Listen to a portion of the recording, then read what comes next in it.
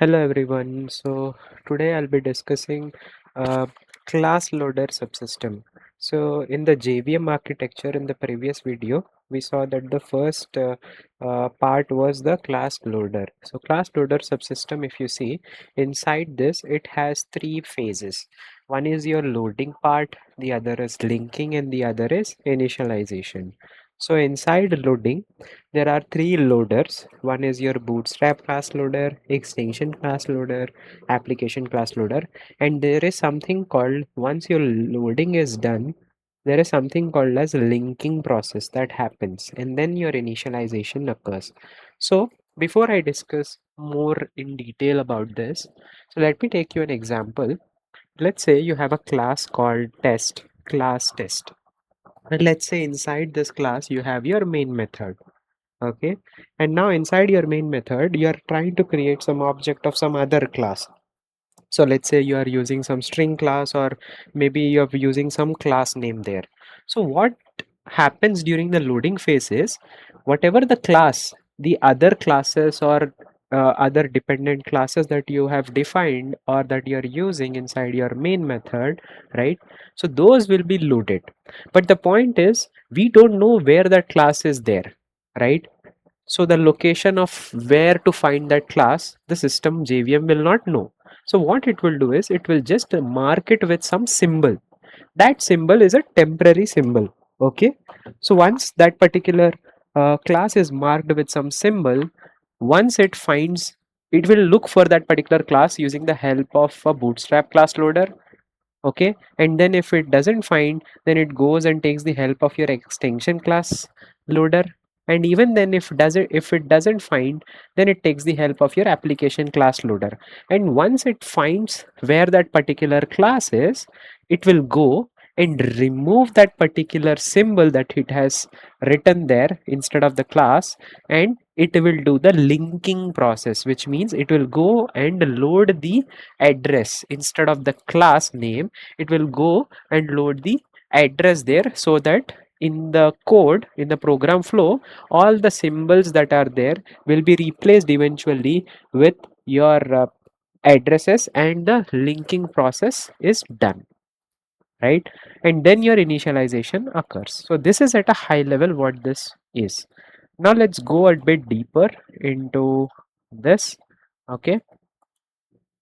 Okay, so inside your JVM architecture, you have three parts: your class loader subsystem, runtime data area, and your execution engine. So in your class loader subsystem, right, like we discussed, just relate all these points with the diagram that I've shown you, right? So your Java program dynamically handles the loading of your class, right? Everything that you see here, the first, second, and third phase, everything happens during the runtime, and this is what the JVM does. Okay, and now loading, linking, initializes, everything does occurs at the runtime and not compile time, like I said you. Okay, and now here there are three phases: loading, linking, and initialization. Okay, the first step, Bootstrap class loader.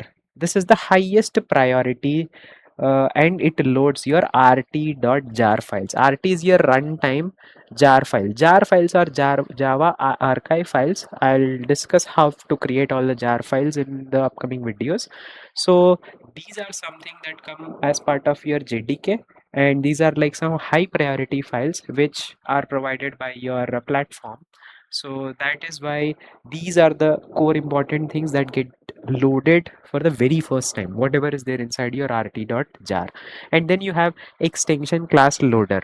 Okay, it will load all your jar files from a specific path called lib/ext. So it will go and look for your class, if it is present here or not, and then it will load the class basically.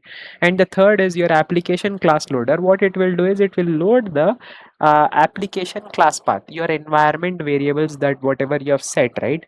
I'll show you in the upcoming videos how to set the environmental or environment variable paths. Okay, so those paths that you have set here, it will go and check for any application user custom created classes, if there are any in this particular path.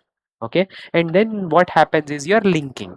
Now the symbol that is written by your JVM in the code, that will be resolved with some address, right? That happens during the linking process. So in linking, in the loading part, in this part we have just tried to load the class. That's it. We have identified and loaded the class, and in the main program, right, wherever you found the class name, you just removed it and you kept some symbol. That's it. In linking, the actual linking will happen. Linking has three steps: verify, and prepare, and resolve. Right? In verify, what happens is it checks the bytecode validity, whether the bytecode that is generated, the dot class file, is it valid or not. That validation happens here, and once that validation check is passed, and then you go and prepare and allocate memory for the static variables. We will discuss what is a variable and different types of variables and what are static variables. For now, just think that static variables are something, okay, those variables will get the memory at this moment, okay, and they will also be initialized in this moment, okay. When I say initialized, there will be some default value that the JVM will assign to the uh, static variables, right? By default, if it is an integer, let's say if you do int a something like that, if you declare, right, then that a will have a default value for the integer is 0, so that JVM will assign it. So all that things happens here.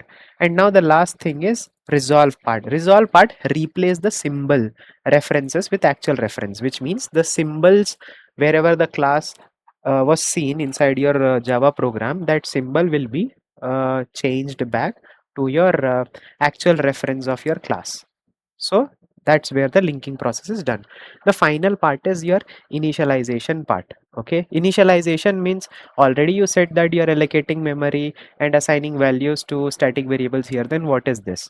See, for example, initialization means in this process what will happen is, in your program there is a static variable, or there is some variable which has int a is equal to 10. So here in preparation phase, what happens is the default value is assigned, which is the default value for the variable a int type is 0. For integers, by default the value is 0, and then you have declared that int a is equal to 10, right? That 10 assigning, so in the initialization, assign the original values to the static variable. So the assigning part happens here. Even though it is written as int a is equal to 10, first a will be assigned, a will be declared or initialized with 0 first by the JVM, which is a default value, and then later it will be reassigned with the original value that is written in your code. Okay, and then the static blocks are executed. What are static blocks? Static keyword is something that we will discuss, and we will discuss about static blocks. Just think that in this phase of your program execution flow, this is where those static blocks gets executed. Okay, and or your runtime data area that we discussed, right? Method area, where you keep track of your variables and methods, particularly which method was called first and which one got executed and got popped out of the stack, right? That ordering is maintained in your method, that ordering and all was maintained in your stack area. In method area, your entire program flow, your entire code is sitting right there. Your main method code and everything is there here. Your static variables are declared here. And one more point that I want to add here is, in your entire Java code, if there is only one program, if there is only one program that you are running, then JVM will have only one JVM instance, and there will be one method area. If there are multiple threads, there will be multiple instances of the method area, and your JVM instance will be different. So as we discussed earlier, right? So in the heap area, all the objects creation and everything will happen. In the stack area, I missed that point here. So the stack area is where the method calls and everything is tracked. In method area, you will have the entire program there. Okay, in PC register, as discussed, it will hold the address of the next instruction. Okay, it is per thread. For every thread, it is unique. Okay, native method stack, again this is also per thread, it is one, okay, and it holds the native method information, system calls and everything. The execution engine, in depth, like what we discussed, right? It has interpreter, JIT compiler and garbage collector, right? Your interpreter will read the code and try to execute your byte code, right? And there is this JIT compiler which makes the faster execution of this code, right? Using the help of these three phases: intermediate code generator, code optimizer, target code generator, profiler. So it will optimize the code, right? And you have garbage collector, it will remove the unreferenced objects from the memory. Garbage collector is nothing but whatever in the memory is like unused or unwanted and nobody is using it, it will clean it or wipe it and erase it from the memory, okay. And class loader subsystem, again, loading, linking, and these are the three phases that we discussed here, right? So this is, again, take a pause and maybe you could read what these things are, okay. And one more thing that I have to mention here is during this class loader phase, right? So here at this point, um, there is a hierarchy that is followed, right? First the uh, bootstrap class loader is run, and then after that extension class loader, and after that application class loader. So they follow the delegation hierarchy algorithm. So there is a delegation hierarchy that is being followed here, okay. And again, the runtime data area, as we discussed, so what happens in the method area, okay. And all the code is written here, your static variables, everything, main code is here. And in heap, all the object creations and everything happens here. And in the stack area, you uh, put all the method call entries inside this stack area, so that you can keep track of which particular method to call and what to execute. And your PC registers, like which is the next instruction to execute, and your native method stacks, okay. And your execution engine, okay, interpreter, yeah, it will read the bytecode, interpret, and basically it will interpret your bytecode and execute it, right? But there is a lot of redundant code here, so that's where JIT compiler comes into picture. So this is very important, so I'm just repeating one last time that whatever you have, right, your native code is reused directly for repeated method calls. So there is a lot of repeated code. For that, there JIT compiler, it only it has three subcomponents, which is intermediate code generator, which produces intermediate code; code optimizer, which optimizes the intermediate code; target code generator, which generates machine code or native code. What these three will do is basically, whenever you have redundant code, it will not try to have that redundancy and compile it once and reuse it. So that is where you have efficiency. And profilers identifies hotspots method calls multiple times. Basically, as we discussed in the previous videos, that whenever there is multiple method calls happening, we create these hotspots and try to reuse, right? And garbage collector, free up the memory, not to waste anything, right? And this is also your Java native interface, as we discussed. So yeah, so that's it. And one last thing is, maybe if my screen is visible clearly, you can take a pause here, zoom out, and this is one example where I have one main method Java, and this is another class, another Java program which we are using it inside this. See all these three Java files and see how the loading and linking process happens here. So take a pause and try to understand all the details step by step what is happening here, as we discussed. So this is something like a takeaway that you can do, so that you can get in-depth understanding of what's happening. Yeah, that's it for this video. Thank you.